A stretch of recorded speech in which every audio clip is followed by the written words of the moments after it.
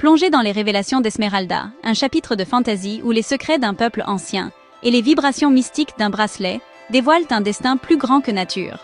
Ce récit vous promet un voyage émotionnel captivant, l'émerveillement face à un monde riche et contrasté, la chaleur d'une mère dévoilant son passé, et une curiosité brûlante pour le rôle cosmique d'Imbra. Chapitre 24. Les révélations d'Esmeralda. La pièce était silencieuse après les premières révélations d'Esmeralda. Osimebu et Imbra, assis côte à côte, fixant leur mère, leur attention captivée par ses paroles.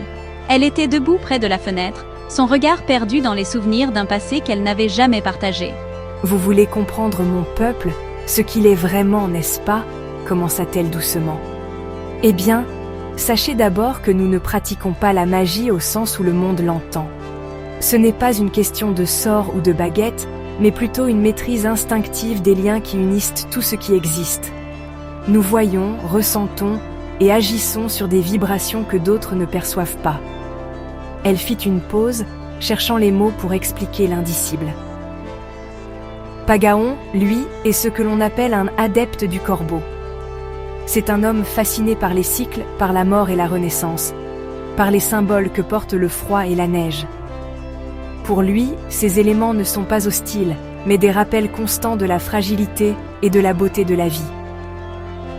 Esmeralda se tourna vers Imbra, ses yeux se posant sur le bracelet qui brillait faiblement à son poignet. « Quand je l'ai quitté, je ne pensais pas que mon passé me rattraperait. Mais Pagaon, il n'a jamais vraiment changé. Son admiration pour le corbeau l'a peut-être éloigné de notre peuple, mais il est resté fidèle à ses convictions. » Osimebu fronça les sourcils. « Et toi, maman? Qu'est-ce qui t'a poussé à partir ?» Esmeralda inspira profondément avant de répondre. « C'était à Alcaraz, le pays du rocher stérile. Je m'y suis rendue pour la première fois en tant qu'exploratrice, bien décidée à laisser derrière moi la vie de nomade. Alcaraz, c'est un endroit unique, austère et inhospitalier, mais doté d'une résilience incroyable. Là-bas, j'ai rencontré des gens qui vivaient du commerce et de l'importation, car leur terre ne leur offrait rien. Pas un brin d'herbe ne pousse sur ce sol, et pourtant, il s'accroche, comme les pierres elles-mêmes. » Osimebu l'interrompit doucement. « Et c'est là que tu as décidé de devenir aventurière ?» Esmeralda hocha la tête. « Oui. Alcaraz m'a montré que la vie était une quête constante d'équilibre entre ce que nous avons et ce que nous cherchons. J'ai choisi de suivre cette voie, même si cela signifiait abandonner mon passé. Mais il semble que certains liens ne se rompent jamais vraiment. » Imbra, fasciné, posa une autre question. « Tu parles d'Alcaraz, mais tu as aussi mentionné des pays du désert et de la glace. Ce sont eux qui forment l'Empire Prévenant ?» Esmeralda acquiesça. « Oui. L'Empire Prévenant est constitué de 3 grandes nations. Alcaraz, le pays du rocher stérile, l'Aponin, le royaume de la glace éternelle, et l'Oasis, la mer de sable.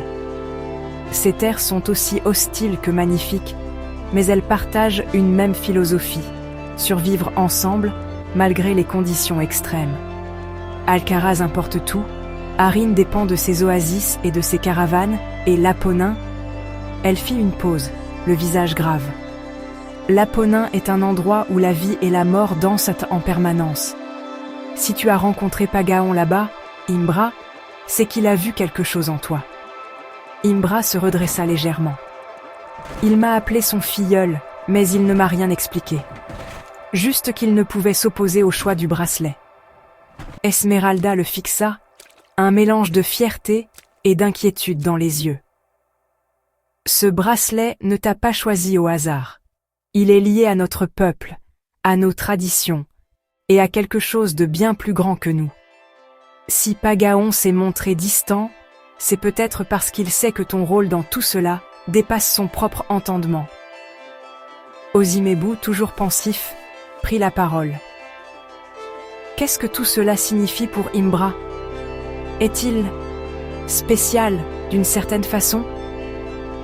Esmeralda sourit tristement. « Nous sommes tous spéciaux, Osimebu.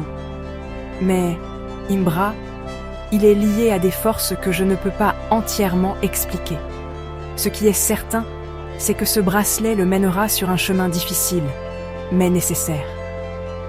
La conversation se termina dans un silence chargé de pensées et de questions non résolues. Alors que Imbra se préparait à monter dans sa chambre, Esmeralda posa une main sur son épaule. « Souviens-toi, mon fils, peu importe où ce chemin te mène, tu ne seras jamais seul. Nous sommes ta famille, et rien ne changera cela. » Imbra hocha la tête, serrant doucement le bracelet autour de son poignet. Au loin, dans la froideur de la nuit, une étoile filante traversa le ciel, comme un signe silencieux que les réponses viendraient en leur temps.